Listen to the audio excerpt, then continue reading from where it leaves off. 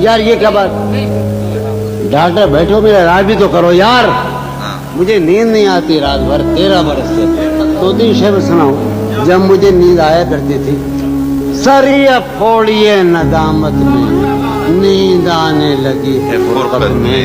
है दलील तेरे खिलाफ, मगर सोचता हूँ तेरी हिमायत में। क्या कहने, चश्मे भी लगा लेना चाहिए।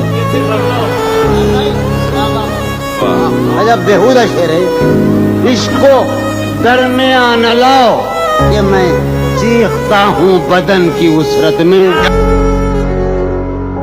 एक ही सानेहा तो है, एक ही सानेहा तो है, और वो ये कि आज तक एक ही सानेहा तो है, और वो ये कि आज तक बात नहीं कही गई, बात नहीं सुनी गई।